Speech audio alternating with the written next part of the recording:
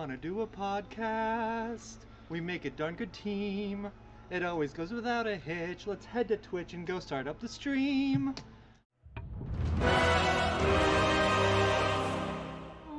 Do you wanna do a podcast? It's the Nerd Glasses Podcast. Let's start now. Hi everyone and welcome to the Nerd Glasses Podcast. Come? All right, I'll do my own bits myself. Oh wait, no silence. We're doing it. Get off the road.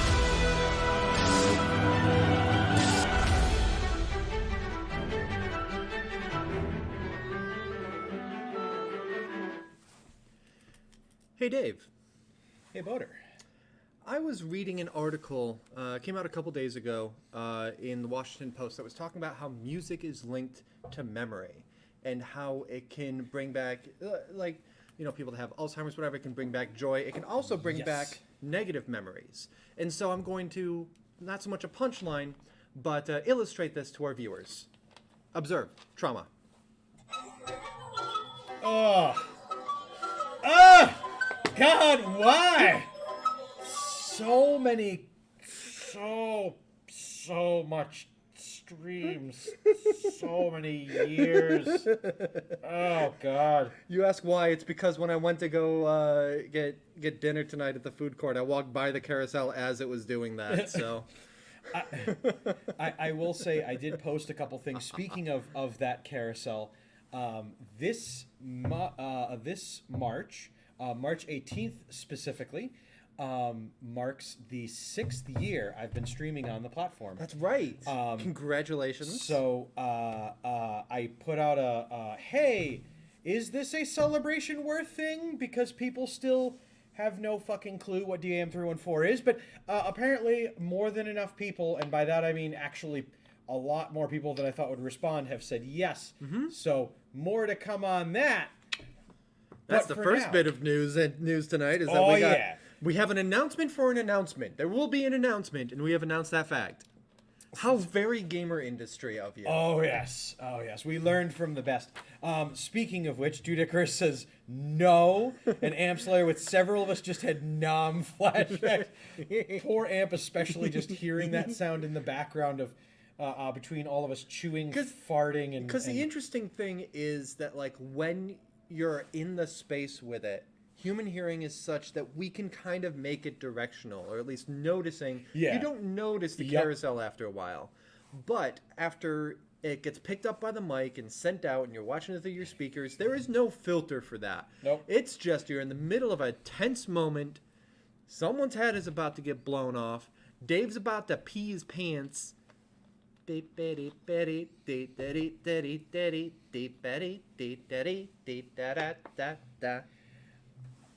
If I had to think about it, and this wasn't a question asked, but it's an answer we're getting. Okay. The most haunted that has ever been during a stream was not when we played PT, when Joe literally scared the shit out of me. And it's not when we were playing Friday the 13th, where more than several things occurred around and scared the crap out of myself and CJ. No, I really think it was just Smash Bros. When we would, like, in between rounds, when we'd all be like digesting what had occurred, talking about characters, this and the other, and it would just be playing over the top of the fact that we never got Waluigi. God damn it! Like, ugh.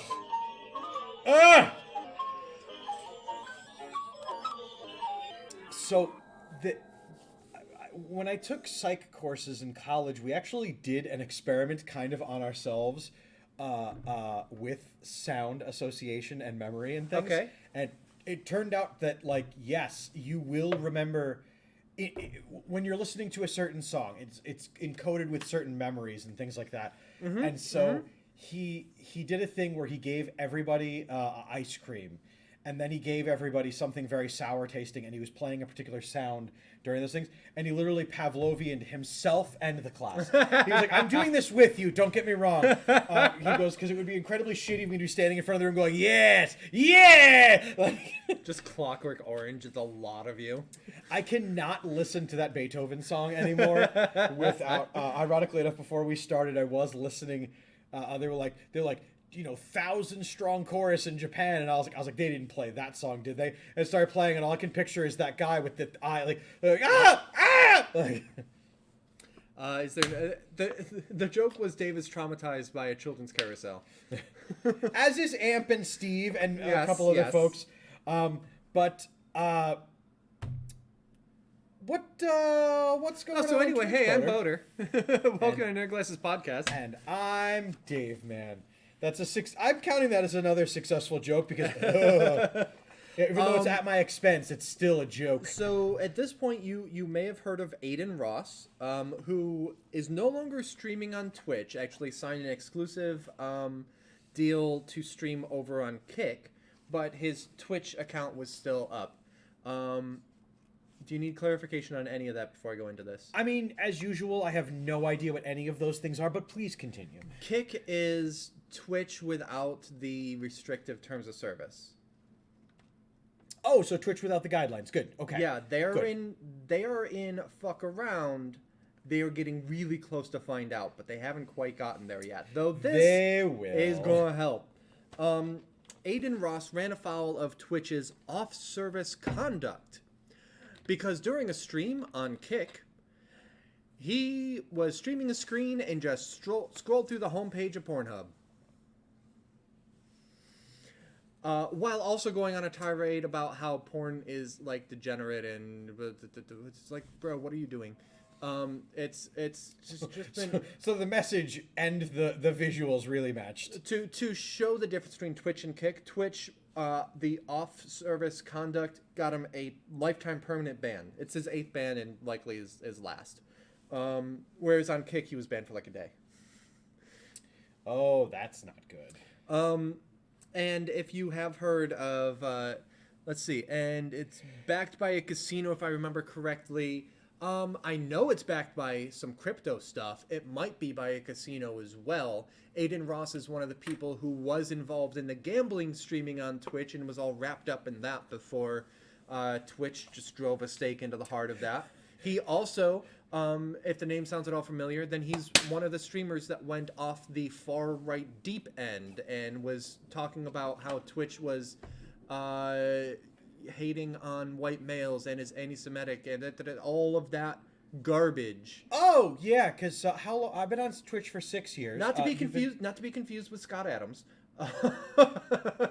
Wait, That's what it fucking should have been. So The I've been joke. on Twitch for 6 years. You've been on Twitch for how many years? And then 7. Let's just say a good 80% of the broadcasters here on Insane Games. Yeah, they definitely hate white people. That's white man. Oh, that's right. Yeah, he also Lily, welcome. Was that And hi, Vladdy. was yes, hello Vladdy as well. Thank you. Oh, everybody turning out.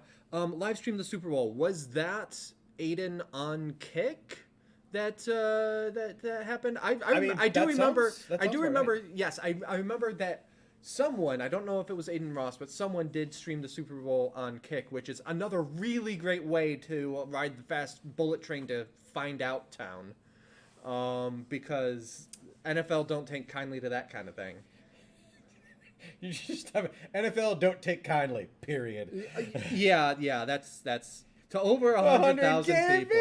That's so good. Fantastic. Good for them for taking money out of Roger Goodell's pocket. I mean, we're staunch supporters of the NFL here. I even have a hand egg. So there. Boy, this is a football, by the way. I thought you called it a hand egg. It is. I mean, it is technically a hand egg, but it is a Roger Goodell hand egg. Ooh. I bought this when on Behind the Counter we used to do like. I used to be like, and now we're going to do physical challenges! And, like, one day we did, like, a quarterback challenge camp, and it was a lot of fun, and then we never did it again. All right, everybody, we did Dave's idea. How about we don't let anyone have any ideas because then we might have to deal with another one of Dave's ideas. Yeah. No. Hold on, I was just watching that thought process through the cogs and switches in your mind. I was like, no, we just didn't do Dave's cockamamie ideas anymore. We did Steve and Dan and Mike's because those ones are entertaining and good, and you should tune into Behind the Counter. But we didn't do any more Dave's ideas of physical challenges he plans 5 minutes before we go live. Lily coming in with the stake is the gambling company that is backing Kick. Interesting. Thank you so much for the additional info as we go there. Well, I'm really glad Kick's going to be around straight up until the crypto market really crashes and they close, and then Kick is no longer It's a just thing. really bizarre that because that's already happened. I just it's speed running the closure of a live streaming service. Like Mixer, That's so good. Mixer stuck around for 3 years? Rookie numbers. We can do better than that, says Kick. 3 months tops. I'm gonna. An author. The first time I heard about Kick, an author that I follow, John Scalzi, was saying that the Twitch feels like it's jumping at Ghost kind of thing, a little restrictive. Let me check this out. And then the next tweet, or maybe it was a post I saw on Mastodon. The next one was 30 minutes later saying, well, never mind. Just found out why. Apparently just the general person watching and commenting on the streams and such, just awful. So hello, wholesome, wonderful, mature people on Twitch. And more specifically, without the sarcasm, thank you to our wonderful community that is here during Nerd Glasses right now and always. And by the way, if you have a problem with something that we say on this program, there's the fucking door, firstly. But secondly, please make sure to bitch at us and Yes. not someone else on the network. Yes, That's yes. not cool. So that's our ban for the That's our ban. A professional shit heel did something on a different platform that was so bad that Twitch said no. I'm very glad that they'll certainly use that as ammunition to complain about how what are the different words they can use for it, but all the straight white guy tears he can just absolutely squeeze out of his face. Yep. Go be friends with Scott Adams. Okay. Interesting choices, Dave. The poll just opened for what snack we're going to try. The choices are Cherry Jubilee Mint Thins, the Mystery Box. That is the contents of the Mystery Box, to clarify. We're not going to eat the box itself, probably. Or Donut Beans, which I imagine are like a cat that is donut-shaped, so you get the toe beans. Donut We are not beans. eating cat on this program. We are Well, not. okay. Well, no. Okay, so you have a donut, but then it has little footies. Oh. Yeah, I phrased it really poorly, but what I was actually picturing was a donut with cute little feeties. Steve and Amp immediately with the box is yummy, eat the box. Well, you know what? If you donate $10,000 to St. Jude's Play Life under one of our names, Wait till we May. will eat the box. Wait till May. Yep. Yeah. So we'll see when play. Give you a $10K to give away. I mean, actually, sure. Yeah, we won't. Yeah, that's fine. Don't wait. Don't wait. now. Do it now. We'll eat the box starting now. Yeah. But in the meantime, Dave, what games are coming out in the next 7 days? Earnestly, there were 3 that stood head and shoulders above the rest of them, and I'm interested in them only because these are once again 3 games that make me think, damn, if I had more money, I'd have these 3 games. But starting today, I hit releasing button number 1. Let's hope that it's what you hope it is. on Windows, PlayStation 4 and 5, Presented and in- Xbox One and Series X. Presented in Nerd Vision. This is, in fact, the trailer we are discussing. It is Scars Above. Picture this, Poder, and I know it's going to be tough for you. A sci-fi adventure. You've so far narrowed it down to 90% of my media consumption. Yes. Keep going. So you're in. Already $70 on the counter. The Metahedron, as the world names it, appears in Earth's orbit, and they sent the sentient Contact Assessment and Response Team, or SCAR for short for the badges. Of course, yep. And of course, the second they land on it, because this is what happens in the trailer, that thing books it out of our known universe. And So it's Rendezvous with Rama.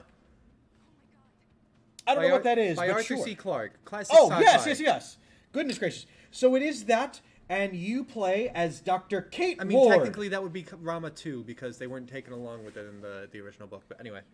You are playing as Dr. Kate Ward, who is in the synopsis absolutely notified as a scientist, not a soldier, and I hope that they say that at some point during the game. Damn it, Jim, I'm a scientist, It's not a soldier. Like, I want it, and I will buy the game purely on that line alone. But you must figure out what happened. It traveled 94 billion light years. Perhaps, Taco Pill, you'll have to today get it on Windows, PS4, PS5, Xbox One, Xbox Series X to find out what happened, and will you e'er go home from this planet of hospitable and inhospitable terrain say. creatures, and also something heartwarming will certainly happen. Mark my words. What's the title of it again? I'm gonna. Scars Above. Okay, cool. That is going as tab number 55 on my browser on my phone. I have a lot of open tabs on this, but I want to keep an eye on that one because it seems like it's up my alley. Indeed, you called it. The next game, coming out on March the 1st of 2023. That's tomorrow. PlayStation 4 and 5, Xbox One and Xbox Series X. It is the console I gotta hit a release button. of Bendy and the Dark Revival. Ooh. Dave, we still haven't finished Ink Machine. Which is why my note-taking on this was so incredibly short. 10 It years kills after... me. Chapter 5 of Ink Machine came out, and then we just never got the chance to finish it. And we used to play it during St. Jude, and that's not a thing that we can do anymore. I mean, St. Jude did get more clear on the games they want you to play and the things that they don't want you to do as an ambassador. We also got titles as ambassador. That felt great. Mm-hmm. But 55 tabs seems like a weak sauce number, says Taco Pill. I added the word sauce, but... No, that's fine. Kids love Bendy. That's just ludicrous. That I- is true. However, they do imply that if you are making content as a St. Jude's ambassador, just because kids are doing it doesn't mean everybody should be. Yeah, again, and it's horrifying and such, M-rated, whatever. I loved Ink Machine. The 4 chapters I've played of it. I remember playing when it was in what we would now call early access, before it got like its Steam release and stuff like that it was just a downloadable every time they'd executable fix it? from the website. And then it was weird when we played like the Steam release of Chapter 1 and I was like, huh, that looks different, and that looks different. But it's, that's what development is. I was gonna say, remember how we would have to replay Chapter 1 every single time to then play yeah. Chapter 2 and 3 because we just had to make sure. But this game, taking 10 years after Bending in the Ink Machine, you play as the hero Audrey, who gets pulled into the Ink Machine. Break the cycle this fall. This is stressing to arrive into stream on. Yeah, definitely not a St. Jude game. No. But you know what could be a St. Jude game? Well, not the next one, but it is on the 3rd, coming out for Windows, PlayStation 4 and 5, and Xbox One and Xbox Series X. You can't segue and then immediately get, hey, you know what would be great for, except it wouldn't? This one. Well, welcome to America. You're looking at Wolong Fallen Dynasty. It is another Koei Tecmo game in the last 2 weeks. This time produced by them, not developed by them. Okay. It seems like they literally were like, we're gonna produce this game, but what about Team Ninja. But what about this one? No, we have this other project. Oh, okay, so we'll just produce this one, and we'll get EA of all people to produce this game.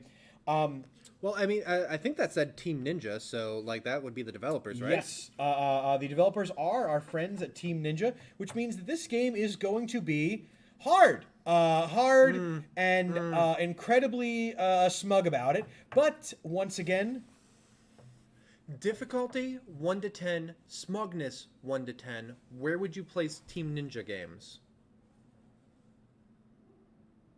Oh, I have played a lot of Team Ninja games, actually, considering my history of my penchant for shying away from challenges. We're gonna have a follow-up on this that's gonna make this fun, but An 8 An for, 8 for both? an 8 for difficulty, Okay. and a 7. as far as being like, Kyle, look at us, it's so hard. Yes. Okay, now FromSoft. They go up to 11. Is From Software. They named an achievement "This is Dark Souls" for like, it's a consequence of the Nerd Glasses bump. Exactly, Taco Pill. And welcome, more like rigor mortis, by the way, and everyone who's tuned in. Team Ninja bringing a Romance of the Three Kingdoms game. So, of course, they went to Koei Tecmo and were like, hey, you've made a career literally off of this. And, I mean, now you're branching into other things, but just this.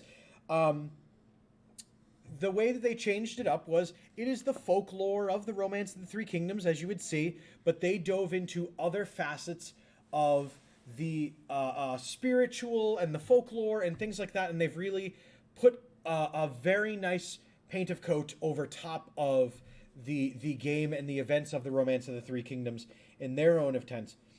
In this game, instead of just brawling through everything errantly, you are given assistance from different divine beasts. There are 5 of them.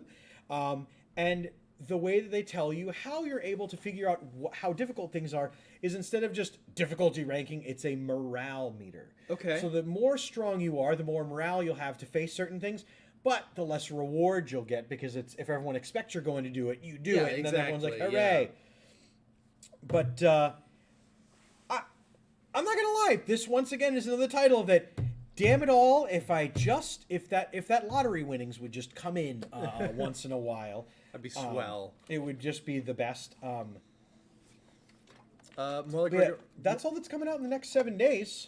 More like rigor mortis saying, my therapist jokingly recommended that I play Dark Souls as a kind of exposure therapy for being more okay with failure and taking setbacks in better stride. That or League of Legends, but mute chat.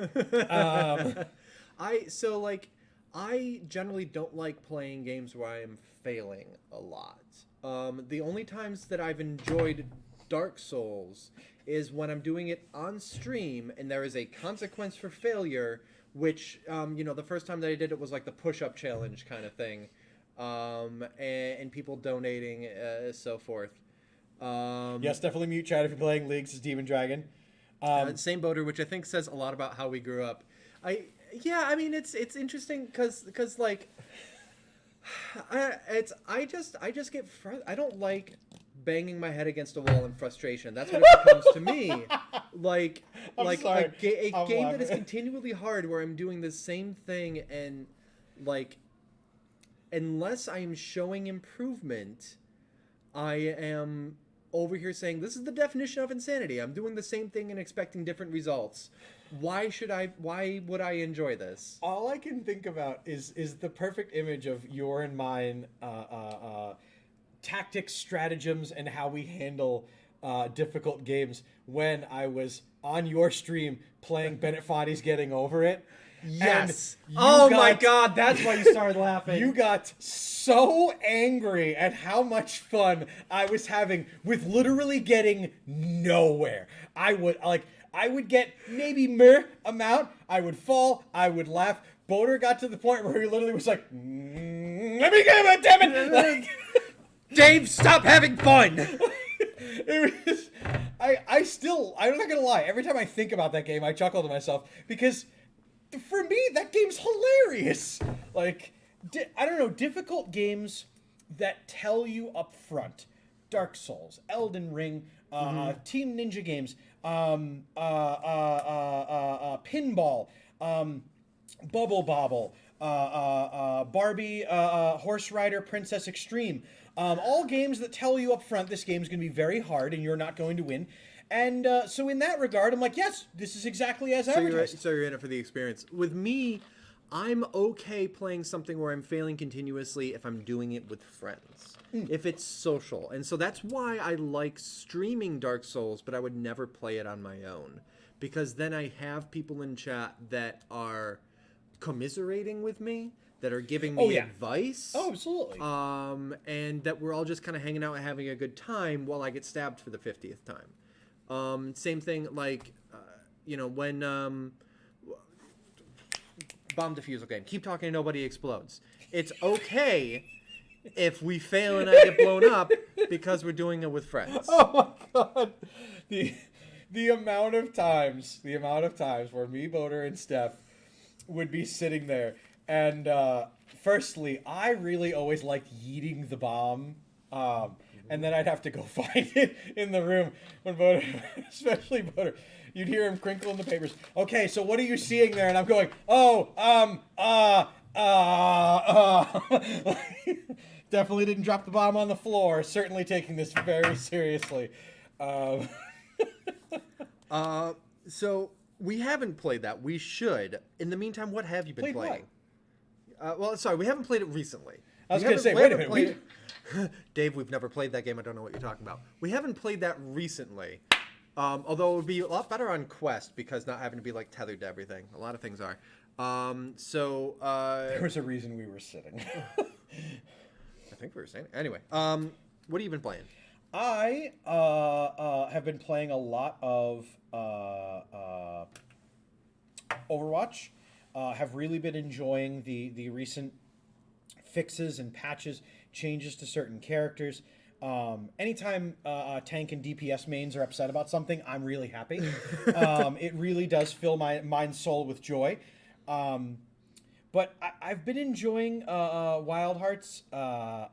It's another game that I'm not great at, but damn it all, if they added a rhythmic weapon and if I can't help myself but be both bad at it but have a lot of fun, it's picture a hammer about yay wide, but it's a hammer, okay? It's about yay wide and yay big, and you wear it around, and what happens is you have your usual, like, Hassan smash attack, and then what happens is when it hits the ground, it flashes, and if you press the button at the correct time, the character pulls the handle out longer, and like so many really cool anime bosses that inevitably become your friend in the second season, then gets to swing it around, and you can combo this up to 3 times. So at that point, I'm literally just sweeping an entire field of things with one hammer, gleefully just like giddishly squealing to myself as I'm like, yee! Like hitting everything. It's fun. The game has so many really weird mechanics, and yet none of the draw distance mechanic issues that are absolutely present in every Koei Tecmo game I've ever played, except for this one. Enemies don't literally, because what would happen is if you've ever played any of the Dynasty Warriors games, there would be thousands of sprites of enemies standing on the screen. And so they'd be standing there, and then you'd literally move like a foot, and like half of them would just disappear because the game wanted to run and so wouldn't render everything. And so it doesn't have that issue, and I was deathly shocked. The game wanted to do this little thing called operating at a semi-smooth frame rate. So I literally was just One like... frame every 3 minutes is all you need. Back in my day. I mean, in the case of all of the little, like, fodder guys, you don't need to see all of them that you're mowing down. Just know that as your weapon is swinging around, you hear, ah! Like, and you know, and the swaths and the kill counter goes up. It's a great time. Dynasty Warriors, highly recommend it. Can't recommend the most recent Dynasty Warriors game, though. Awful. Just awful. But, so I've been playing those two. I did get in last night on Love Alec streams on Monday nights, and there was a Phasmophobia update, and so I hopped back in, and damn, that game proves once again to still be just fun to go into the house and just be like, where you at, haunted bitch? Like, that is another game that is fine to fail at so long as you're hanging out with friends. I have definitely not been successful most of the time that I've played Phasmophobia. I love that game. But then Sam follows me into a room and starts flickering the lights. Like, I know it's you! I am almost perma-dead. It's what happens. I'm a loud person. I'm not... I don't know. I'm just not easily frightened by what the thing does. I also think it's fun to be the person that, like, you know, yells at the ghost as they twist my head in a direction it's not supposed to go. Me? Loud? Exactly. We definitely didn't have to switch from headsets or anything because of how quiet I am of a person. But all that said, I was targeted by an advertisement that was so successful it caused me to purchase something. It was an ad for a show that did a very bad job at reminding me where I could watch that show. It's The stream sponsor, Raid Shadow Legends. raw. We could get a raid sponsor, by the way. Yes. But I was reminded immediately. It was an actor I recognized. He's sitting in the car with his daughter, and he starts rapping to this old school beat, and this, that, and the other. And the daughter very clearly gets uncomfortable, and suddenly, the car shorts out. And he kind of looks at her, and he's like, "Oh, is everything okay?" This, that, and the other. And she immediately just books it out of the car. It's like, maybe your car's old, just like your music. Da da da da. And then more events like that seem to start happening, but it's females that it's only seemingly happening to. Namely, in so much as, so I looked, and wouldn't you good well know that they wrote based on the hit novel? And I went, well, damn it all, you have caught my attention, and I bought the book. Oh, I do recognize that. I mean, of course I recognize that book. It was new when I started working in Northshire. The Power by Naomi Alderman. So, really, really interested, and it definitely has nothing to do with the fact that it's a whole bunch of old whites getting comeuppance. And that certainly was a selling point, but I am going to aspire to, since we're doing the therapy thing, fight through a lot of struggles that I have with reading and things like that. And this book really inspired me to purchase it the day after I saw about it and read it. And so I'm going to give this a shot and see how well I like it or how well it gels with my inability to have time to literally poop. But I'm really excited to get into another sci-fi novel. I really like the idea and the premise and things like that. More like Rigor Mortis, who was a bookseller with me when I was at the bookstore, just shouting, "Oh my god, yes, I've been waiting for this to get a TV show. Holy shit, I hope it's good," and fixes some of the book's shortcomings. Did you finish the other book? I have not managed to finish the novelization. Could you hand me that book, by the way? It's just so near and dear to my heart that it literally sits on my stream set, literally at home every day. I have not finished. Are you threatening me, sir? That doesn't bode well for your chances. The line is, "Are you threatening me, Master Jedi?" Although, honestly, I am. It is an Inquisitor's saber, so maybe that's not quite accurate. Boder, attempting to put a line in canonically. I have not finished How We Stopped the Destroyers, but this remains a book that is literally next to and at my desk. So every single stream that I am doing, the book is actually present for every single one of them. But also, really quick news on this: there is currently a date with Studio Time for the audiobook of How We Stopped the Destroyers. So, hell yes. So this is what I've been up to lately, and all of that. Butter, how about you? What have you been watching? What have you been playing? What have you been reading? Let's see. Continuing Far Cry 6. It's the third story area that I did is still my least interesting as far as like the characters in it, but I'm glad that I've been playing it in this order. It has some nice character moments for Danny that have worked as far as building up her character development over the course of the game.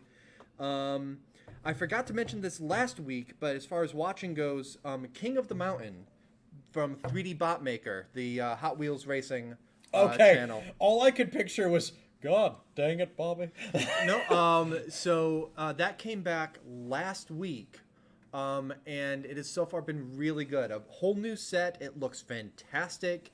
The racing's been great. Like I mentioned, I think that I find the current version of Race Mountain to be a little less than interesting. It's just some switchbacks. Race Mountain is really cool. It's got great terrain. The diorama just looks absolutely amazing. So highly recommended the 3D Bot Maker channel on YouTube for that.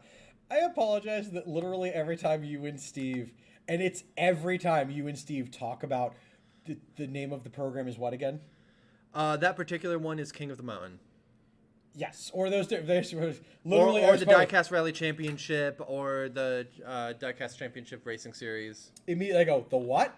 Yeah, every Immediately. time. And I apologize for that because they're cool and it is up my alley and something that should interest me, but it don't. Okay, so there's that, and then yesterday a couple things. Steph and I finished Return of the Jedi in Lego Star Wars. Nice. Which if you play them in like movie order, it is really frustrating that you don't get one of the classes of characters, the scavenger. You don't get all of their abilities until nearly the end of movie 6, or you can get it in movie 7, Force Awakens, with Rey. That's it. We played through more than half of the game, and we still didn't have one of the types of characters for like the free play, trying to get some of the stuff that we would need. So when we finally got it, and Wicket was finally like, "Look, I can make a glider." Like, good bitch, we're going to Coruscant. That poor Ewok. Yeah, I don't care. Whatever. Off to Gungan City. I have so much flying to do. We have bricks that need getting. I don't know why I just picture you ripping that poor Ewok off of it as he's flying and just be like, "Wah!" And then the other thing yesterday, I don't generally watch comedy movies. Most comedies lean a little too hard into, haha, look at this person making a fool of themselves, embarrassment kind of thing. And we have that in spades, so thank you very much. Yeah, I'm too much of an empath to really enjoy that kind of humor. When I see something that's a comedy, I usually just I'll read the Wikipedia summary and call it good. Well, this one I got halfway through, and I said, you know what? I think I want to watch this. So I said to Steph, hey, you know that meme that I've been showing you like a couple times on TikTok recently with Nick Cage and Pedro Pascal making silly faces at each other in the car? I found the movie that's from, and I kind of want to watch it. So last night we watched The Unbearable Weight of Massive Talent, starring Nick Cage and Pedro Pascal, and it was really, really good. I really enjoyed it. Let's see. You guys still got to play through 7 to get the net. No, we did get the net in during 6. Thank you, Steve. But yeah, I aside from a few scenes near the beginning where I'm like, if I just bury myself in my phone hard enough, I don't have to get that secondhand embarrassment awfulness, whatever. Gets past that, and I just really enjoyed it. Like they're both wonderful. They had great chemistry on screen. I really enjoyed the storyline. Highly recommended film. Again, The Unbearable Weight of Massive Talent. Really good time. I do recommend it, especially if you've been seeing that clip on TikTok or anything else and being like, where the hell is this from? Boda recommends a comedy movie. I recommend a book. It's topsy-turvy this week. Yeah. More like rigor mortis mentioning with some sadness that's going to be on Amazon Prime. Oh, good. Another streaming service. I can't be bothered. We do have Amazon Prime. The movie was through a Starz subscription, so we signed up for the 7-day trial, and I set a reminder for myself for Sunday night to cancel that 7-day trial. Yes! I said, Steph, make sure you go through and see if there's anything else that you want to watch on that before I cancel it. You can watch the Lord of the Rings films. Those are on Starz. I also have them on 4K Blu-ray and actually have the hardware to play those. I got those when we got the 4K TV, and then it turned out we didn't have the hardware to play those. Remember when you brought your PS5 over so we could watch Dune? Oh, yeah. We still haven't sat down and actually watched the Lord of the Rings movies in 4K UHD Blu-rays that we've gotten, but we'll get there eventually. Yeah, there will come a time. Speaking of there will come a time, there were some conventions. There were some news, some ramblings, some musings, some goings-ons. And we, of course, didn't watch any of it, but Steve did! And that's not true. I watched both of them. I didn't. But Steve certainly did. And even though he is not here in the studio, he did, in fact, film us a little snippet, a video, a reaction, an action to it. So, once again, we are going to kick it over to Past Steve. Past Steve, take it away. My friends, family, everyone. If this goes live tomorrow, this is the 27th, Pokemon Day, and it is 9 o'clock. And I'm still here. I don't know why. Anyway, we have 2 things to discuss really quickly. State of Play and Pokemon Direct that happened this morning. Start with state of play. Not really much in the way of like good things, in my opinion. A lot of really cool stuff for everyone who's a fan of that cool stuff. Start with 5 VR2 games. Don't remember exactly which one's which, but 5 new games announced today. Destiny 2 Lightfall DLC is happening. Not really a date, but it's pretty cool. The March PS Plus games have been announced. Battlefield 2042, Minecraft Dungeons, and Code Vein. Should be seeing them March 6th, March 7th, March 8th. Humanity, puzzler game, kind of like Echochrome, if you remember Echochrome from the PS3 and PSP era of Magic games. It was great. Great game. Goodbye Volcano High, dumb. Dumb. Cool for the people that like that, and I'm happy for people that like to have a game like that to play, but in my opinion, dumb. Baldur's Gate 3, August 31st. That's pretty cool. Street Fighter 6, we got confirmation of Zangief, Cammy, and a new character named Lily. Suicide Squad Kill the Justice League, May 26th, it comes out. It's going to be a live service game. So, servers are down, and that's it for that game. And finally, the granddaddy, RE4, we got another trailer. We got confirmation of a demo that's coming out pretty soon.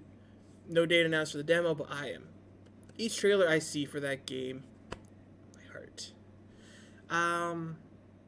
Pokemon Direct also happened today. The announcements included a bunch of mini events for Scarlet Violet, Pokemon Go, Cafe Remix, and Unite. The Pokemon Go event coincides with the Pokemon Go Plus for you can use for Pokemon Go, and the newly confirmed Pokemon Sleep. We got a date roughly for it instead of it being up in the air. The mini events include the new. Sorry, I am looking at that. The Terra Raid battles for Walking Wake and Iron Leaves. Walking Wake is a Paldean version of, or Paradox version of Suicune. Iron Leaves, a Paldean version of Virizion. That's pretty cool. Cafe Remix has the Paldean starters as new peoples that you can have in your cafe. And Zacian is being added to Pokemon Unite. Pokemon Sleep, Pokemon Go Plus, it's a giant Pokeball disc. It's actually pretty cool. I might end up picking one up. I don't remember if I mentioned Pokemon Concierge. Pokemon Concierge, stop motion animation for Netflix this year. Pokemon TCG box set.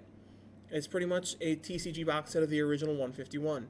And that's pretty cool. It's like a whole ass starter kit, which is really awesome. Pokemon Scarlet Violet DLC, Teal Mask Indigo disc. Teal Mask is DLC 1, Indigo disc is DLC 2, is also known as the Treasures of Paldea region DLC with 230 additional Pokemon. If you pre-order it now, you get the Hisuian, or not pre-order, but like get it now, pre-buy it now.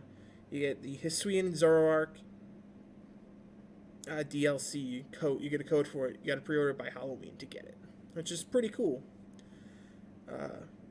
And there's rumors, speculation. This was leaked last Friday, with all of these details, and one detail that is pretty cool. I was wrong. First of all, I was wrong for my assumption of the Pokemon games, Red, Blue, Yellow, Green, Gold, Silver, Crystal, Fire, Red, Leaf, Green, Ruby, Sapphire, Emerald being added. It was very wrong. It's very sad. Steve, you weren't Yeah, wrong. Pokemon was That's wrong. okay. This leak includes a rumor of a new Switch being released along Pokemon's fault. Pokemon's DLC fault. 2 Pokemon's winter fault! of this year. Because the guy that leaked it, quote unquote, allegedly, worked with the Pokemon company for like developing the DLCs and stuff, and helped develop a patch for said item, system, whatever. We'll have to see. But if so, that's pretty cool. Anyway, that's it for me. Back to you guys. My friends, my family, everyone. If this goes live tomorrow, right. I don't need to go over there and hit a button because we got the Steve deck. I was gonna because say, I was the about to Steve go over deck. there and boop the button. It's, nope, we don't need that. Thank you so much, Steve, for bringing us both of those events. Yeah, we made a few comments as we were going, as far as like, live service, and so forth. Anything in particular that you wanted to comment on from that whole thing? Pokemon Sleep looks very interesting to me, only because I need yet another app to remind me that I don't sleep enough. And I need another app to really guilt me about it, but this time it'll be Pikachu flavored. Like Pikachu looking up and being like, I didn't sleep enough. Now it's your fault because I'm your Pokemans. And that's how I'm going to picture my Pokemon Sleep Pikachu talking. I will get that as long as I don't have to buy the Pokemon Go Plus because What is the Pokemon Go Plus Plus? It is. Have you ever seen the Staples That Was Easy button? Yeah. Okay, it's that, but it's a Pokeball. And literally, do you ever see the Pokemon Go Pluses? Yeah. The like wristbands. It's that, but it's about that big. Why? They'll have more information about that as it gets closer and as it's available. But what I'm looking forward to and hoping is that the Pokemon Sleep game can be paired with iOS devices, but I really hope that it can be paired with like my Apple Watch to help me measure when I went to sleep and if my Pokemon slept, and so that Pokemon can also guilt me about not sleeping. It's the kind of thing that like at this point more and more people are getting tools that do track sleep already. You know, whether it's Apple or Android, whatever. And it would be cool if it just taps into that rather than being another device to keep on your nightstand with a blinking light. And I know a lot of people were actually during the presentation of it and afterwards saying, why sleep? Why do they care about our data? This is another. What are they trying to collect with that? And it's, hold your horses there. Let's remember that Nintendo were the people that were like, we're going to make a revolutionary motion control system that you are going to play while you march in place, while you wave your arms around in a rhythmic style, and this, that, and the other. Nintendo has always cared about physical fitness. Yeah, and then Always. and then Nintendo was, I guess Nintendo, Pokemon Go. I mean, like they have some ownership of the franchise. It wasn't developed by, it was Niantic and Pokemon Company, but like, Yes. But as far as like, you know, the franchise especially has had interest in, hey, get out there, walk around, whatever.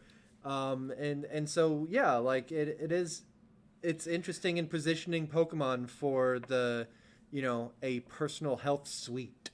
I'll give it to you this way. You didn't care when Nintendo was tracking all your data when you were playing Wii Fit, and we all know you played it once, you had a good time, but then it set the plan for the week for you to do, and we all know that you folded like a pair of twos. I did too, but you weren't upset then.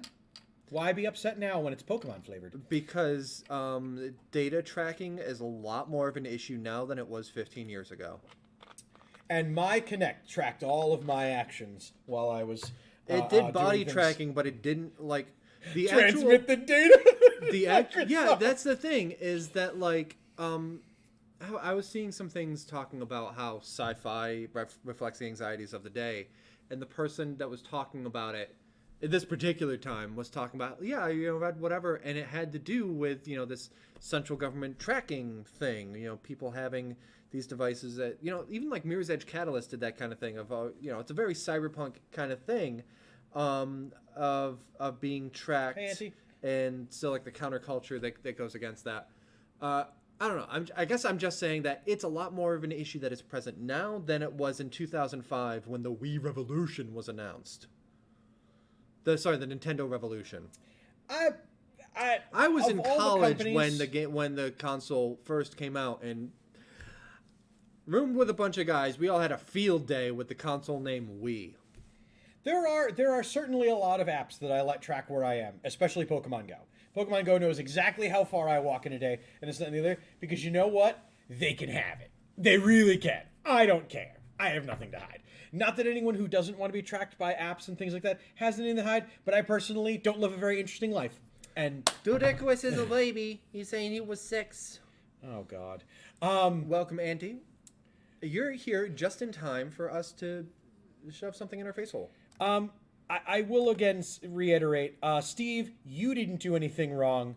Nintendo chose something wrong by not releasing the old Pokemon games. 63% of you voted for Donut Beans. Donut beans. You get to eat the little kitty feet, except it's donut feet. Enjoy your channel prediction because once again, Hold up. No, hold on. Are these going to be really gross jelly beans shaped like donuts?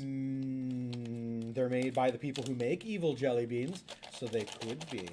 Okay, they're Jelly Belly. It's not like this shit. No.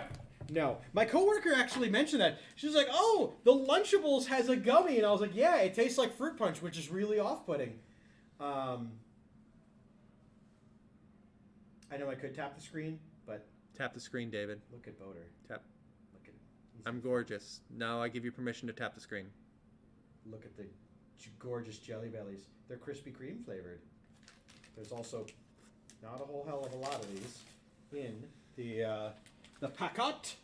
But while we chat some more things and gaming things, 63% is just me having a lot of points. These elections are run like U.S. elections. More like rigor mortis, just lobbies. Just throws. Pretty soon, when we started doing this with channel points, that was basically Citizens United. so the flavors are cinnamon apple filled, strawberry, glazed blueberry cake, original glazed, and chocolate iced with sprinkles. So and these are like by different colors. Much like so many Jelly Belly products. There are 5 different colors. How about we each one by one try them out? Sure. Okay, so cinnamon apple filled, is that gonna be You've chosen the toughest one to pick out visually? Yeah. I think that's this one. Yeah, because that's got like some red in it, so I think it's gonna be that. This one? Sure. Cinnamon apple filled. That's in it. Oh. Ooh. I know, people. I'm a Ooh. tricky little man, and you have to figure out what I mean when I put these vague little clues for what could be. Yuck. There are fewer than 30 beans in this packet overall. All right, next is gonna be the easiest one to find. Strawberry iced. Little pink bean. I got a blueberry one, by the way. That's the one I Okay. had. Yeah, that might have been what I had too. Anyway. Strawberry iced.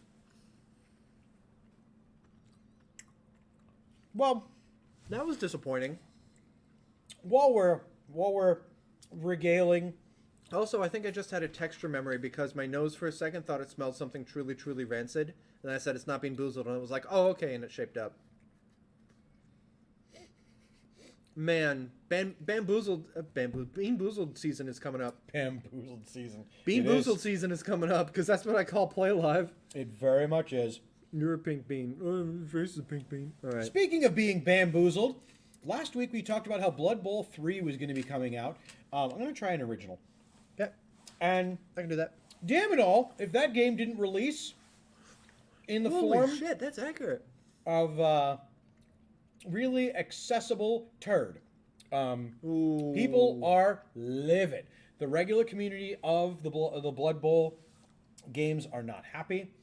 And Oh, this one's cinnamon apple. the company's response to it was that although you don't like the bugs that are occurring, we will deal with those, which is great. But the other thing people were talking about is they don't like the monetization that's in the game.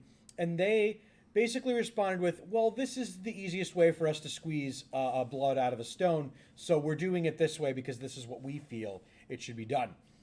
Oh, that reminds me of Rovio announced that they were getting rid of the original Angry Birds game from marketplaces, and they announced that it's because it takes away sales from their other games. The original Angry Birds game was a premium. You just pay the $1 or the $2 and you own the game. Yeah. Whereas all the other games are Free, but you free to buy. play, microtransaction filled, etc., etc. And they were like, yeah, when people can pay $2, it turns out they just go to that and pay the $2 instead of go with this one that like nickels and dimes them forever. So they took the old game off the marketplace. Boo! Shitty monetization. However, Chocolate ice with sprinkles time. we have I have another boo but yay. Legend of Dragoon. Oh, a cult, so good. Have it. Which one? The chocolate iced. The dark one. That's real good. Ugh. Fine. You can have all of those. I don't want any. They're nasty. Oh my god. I'm not finishing this. Yuck. Yuck, I said. Stink bug bean burped it for hours. Yuck, I said. I had a stink bug bean at work. I brought them in as kind of like a gag, and everyone on our team tried one. I got the stink bug one. The second I bit into it, not only did I feel it, people around me smelled it. I was at work in the showroom of a car dealership, and someone walking by goes, "What happened?" I was like, "Just a single jelly bean." Yuck. The stink bug one was bad. That was less pleasant than so many of the other beans we eat, because those ones are supposed to be bad. This one just tasted like bad sugar. And yes, there is bad sugar. But Legend of Dragoon, a cult JRPG from the PS1 days, got released on the digital services for PlayStation. Ooh. And myself and so many others ran. I mean, everyone else ran and got it. I didn't. Steph, But- you know about this? Yikes! It was riddled with bugs and issues. And so this past week, they worked incredibly hard to fix it. And they released the 1.02 patch, which fixed a whole host of many of the issues. And they officially came out and acknowledged that some of the texturing issues that people were seeing while playing the game are just a feature of the emulator that they used to bring the original code forward, as opposed to something that could be fixed easily, or things like that. Yeah, Taco Pill just got it, but more like Rigor Mortis, a JRPG is a Japanese role-playing game usually distinguished from Western role-playing games like Baldur's Gate, Neverwinter Nights, Dragon Age, Elder Scrolls. A JRPG is like Final Fantasy, Fire Emblem, and a all. ton more that I don't play because I don't play If JRPGs. the word Square Enix is on it. Yeah, right? There are genre conventions which are not always met. They're not like hard and fast rules, but they are conventions that are generally followed that separate Japanese-developed role-playing games from more Western-developed role-playing games. It's where it's developed that really is the hallmark of it, as opposed to the setting. Could I tell you the differences? Off the top of my head, maybe a few of them, but it wouldn't be a very scientific way to do it, and we don't have all night. It's something It that's is cool in to how look the journey is into. told predominantly as the difference between Western RPGs and JRPGs.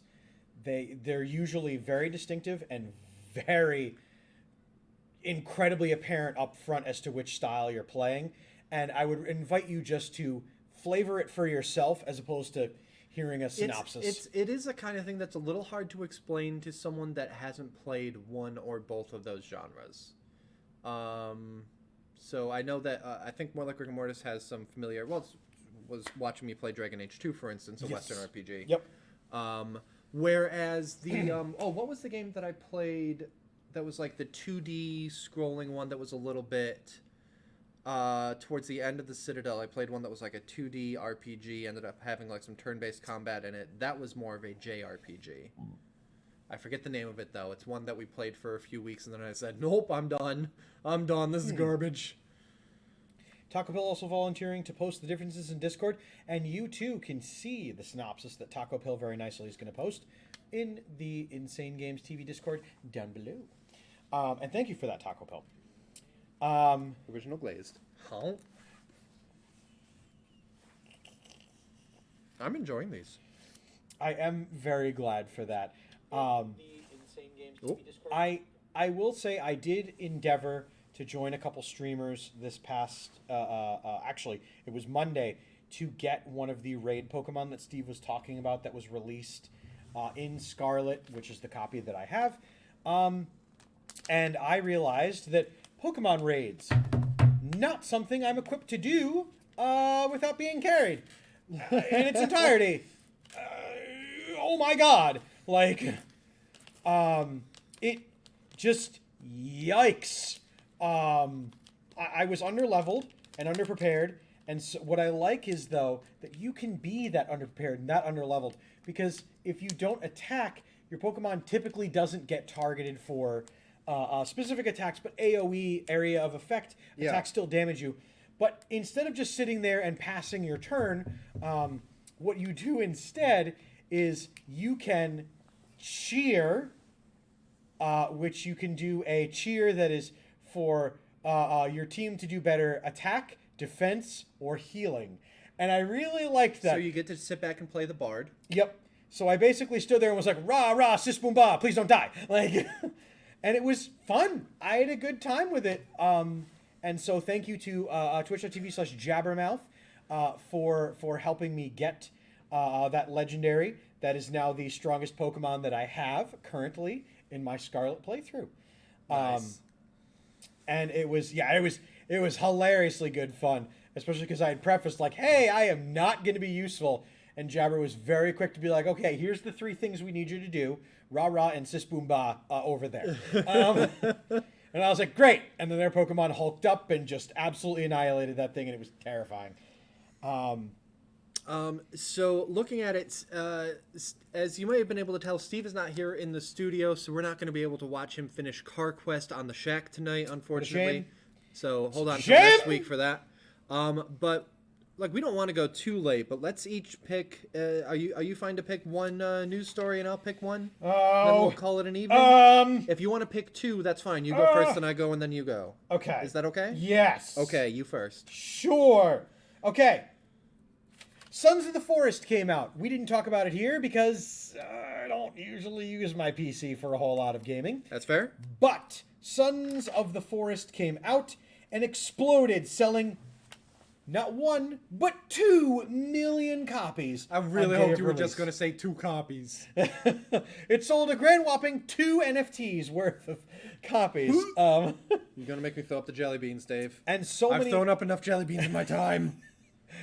You and I almost Ralph jelly beans at the McDonald's drive-thru. That true. poor person was It's so true. patient with us as we were like, I'll have a hamburger. I'll order it on the app. But Sons of the Forest exploded onto the scene, PC only, but selling 2 million copies the day of its release. Bravo. It's a fun game, and all weekend and all week we were watching people streaming it and playing different editions of it, different versions, and things like that. There's a grappling hook, and you can make zip lines, and you can just whee yourself around the forest. Wee is not necessary, but you should. But say you as do it. can. You can. But that's of my 2 of them that I'm doing. That's the one that I'm picking because it was really cool, and I'm very glad to see this genre of exploration and sandboxing continue to be successful and continue to elevate, as opposed to like so many other franchises just dig deeper and deeper into microtransactions and monetization. Right. Sorry. No. Taco Pill on Discord actually asking if More Like Rigor Mortis is there, and unless she has a custom name set for the server, I do not believe so. So make sure, folks, that you join the Discord server down below, where Taco Pill is going to post that primer on JRPGs compared to Western RPGs. For my part, Dave, when I say the day before, does that... Oh, you are. Okay, well, maybe you have a different name on that then. That's fine. When I say the day before, does that sound familiar at all to you? That's what all of my bills say on them. It was due the day before yesterday. Which is also a Dennis Quaid movie. The worst prequel. Okay. The day before is, in this context, a zombie survival game that was announced in January 2021. Okay. It kind of came out of nowhere, and at one point was the most wishlisted game on Steam. Because it came out of nowhere. It looked really good, really impressive, had a lot of stuff. But then as time went on, people are like, wait a minute, is this gonna be vaporware? Like, it all of a sudden turned into, I don't think I trust all the releases and stuff that we're seeing. I don't know about this. that might have been one of the reasons that, like, as a game, it was showing up there. It was taken down from Steam earlier this year, or maybe it was late last year. I'm not. There was more reporting that was done on this recently, but I'm not positive on the timeline. And they said in an announcement that hold on. The game was taken down from Steam last month. And they said in a statement that at the time of their announcement, the trademark for the name The Day Before was available.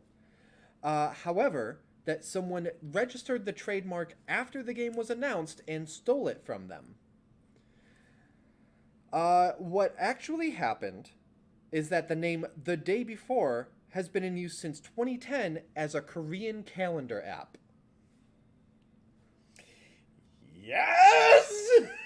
They got the Korean trademark in 2015 and registered for the US trademark in May 2020. But that application didn't go through until August of 2022, at which point they were like, hey, we own the trademark on this, take that game down.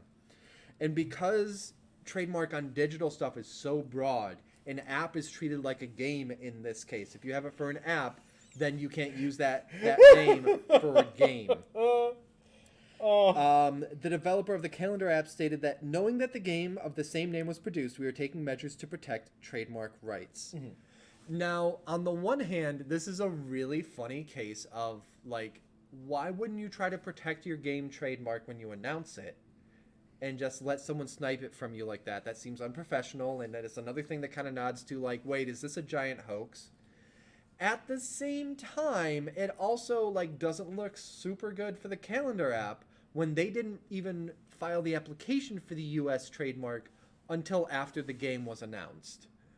So this is one of those things that, like, everyone reporting on it is like, haha, this gotcha thing that happened to the game devs, the until proven otherwise, we will generously call it a game devs.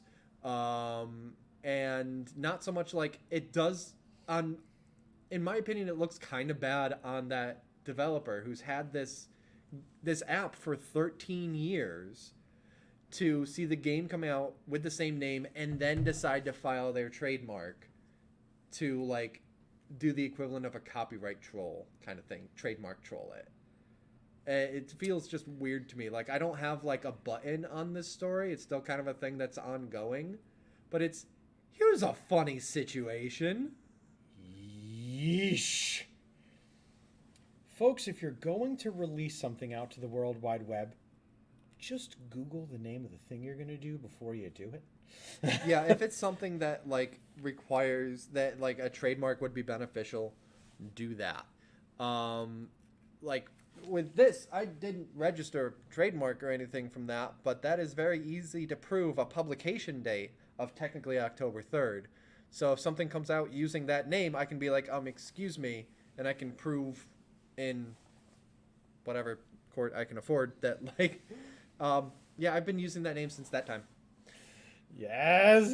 Whereas this is, like, the game isn't actually out, but they've got the tools to show that they were using the name before that trademark was filed, so it shouldn't stand up too much. It's weird. Trademark law is weird. Dave, do you have one more story to close us out for the evening? So, Nintendo. Oh, strong start. You did some things, you made some promises, and you remastered some games. Now, just like when you released all those amiibos and we as Americans kindly and respectfully fucking snapped up all of them and then tried to hawk them to each other for 4 times the cost. That happened. Nintendo, do you remember what you did when we did that? Do you remember what your response to the global amiibo crisis was? Do you remember by any chance? Are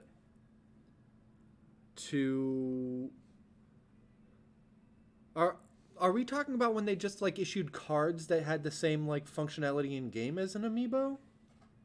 No, this was when the United States was, like, buying up all the amiibos. Right. And they were just out of shelves and people were very upset about it.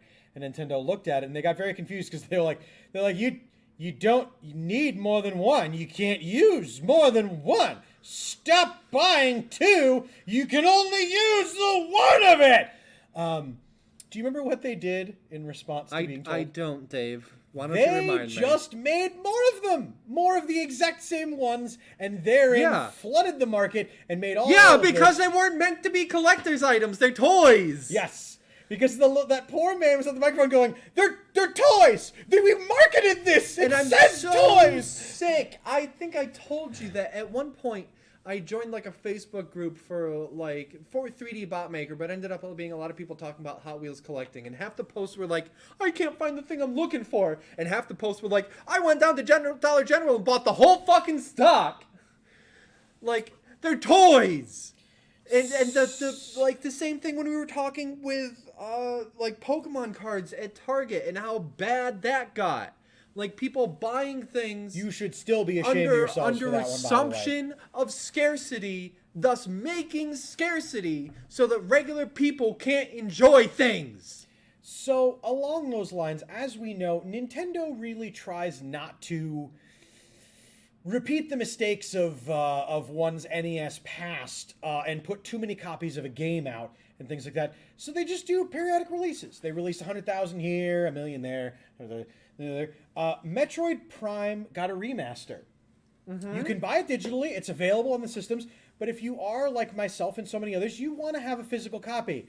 Unless, of course, you live in the continental U.S., in which case the assholes have found a new thing to buy up all of the copies of and then go on every single platform and just dick it up by being like, it's worth $120.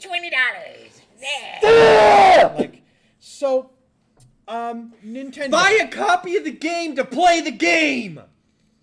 So, Nintendo, if you could just do us all a favor and just... They shouldn't have to! Flood the market with more copies of Metroid Prime Remaster so that those people who are holding on to all those PS5s and Series X's and flat screen TVs and toilet paper and now copies of that and Pokemon cards can once, and probably NFTs and cryptocurrency, because let's slot them all together, that they can once again learn that hoarding isn't the way to make a living.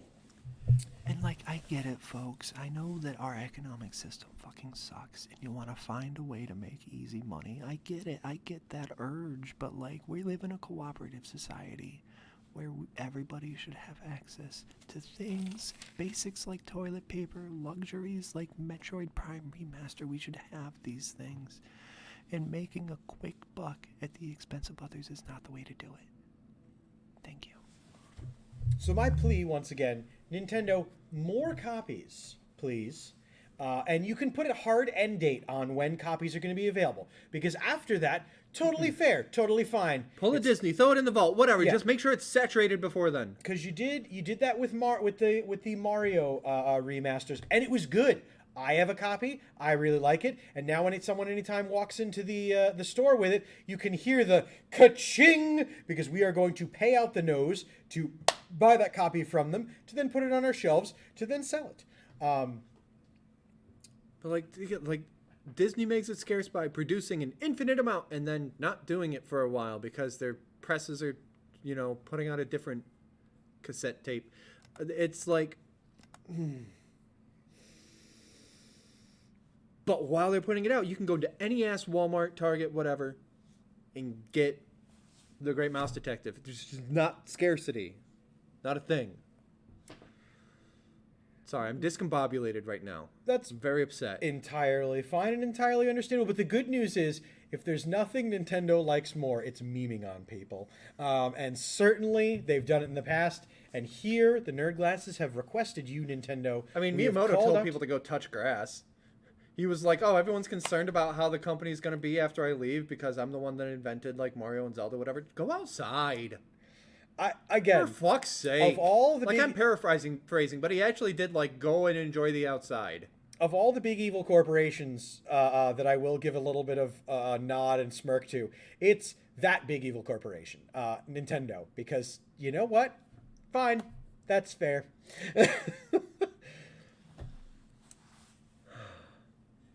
Anyway, folks, that is going to do it for our broadcast tonight. The age of video games is over. All welcome to the age of collectibles that we make scarce to make a quick buck that you can play if you want to devalue them. Meanwhile, I buy a couple of Hot Wheels Hyundai Tiburons off of eBay because I want to throw a couple more Hyundais into the thing. And I open them up and throw them in my Starbucks diorama. Our set is a monument to opened collector's editions, used, loved, and appreciated in the way of ripping open that box on Christmas morning. Yeah! Thank you all for watching the Nerd Glasses podcast. If you disagree with anything that we've said today, don't bring it up with others on the network. Please don't bring it up with my employer whose jacket I've been... Talk to us. Come find us. We're not hard to find. Our on the opinions internet. on our own, and we will defend them to the death, or at least until they, you know what, maybe you got a point. We love discussion about it. As long as don't go hostile. And again, we don't expect anyone in our community to do so. You're all wonderful people who are like adults about things that matter. About things that matter. We But can all if be you kids want to otherwise. scream at us, you can find him over at, and I shit you not, Google the word Boaterbug. And it's a magical bevy of different ways to reach out to him. YouTube, Twitch. I had a video get somewhat popular on TikTok today, so find it. Broke some ice. Exactly. This guy's a lot harder to find, so just come here to the store and yell at him here over the counter. And make sure, obviously, that you're here next week for the Nerd Glasses podcast, 7:45 Eastern, right here at Insane Games TV. There are plenty of other shows on the network. Make sure you check those out, too. Give us a follow and check out the Discord down below, where we post topics that we didn't get to, and Taco Pill is going to enlighten us about the difference between Western RPGs and JRPGs, so make sure you check that out. All those links are below. In the meantime, I've been Boater. I've been Dave Mann. This has been the Nerd Glasses podcast, and we'll see you next week. Bye, everybody.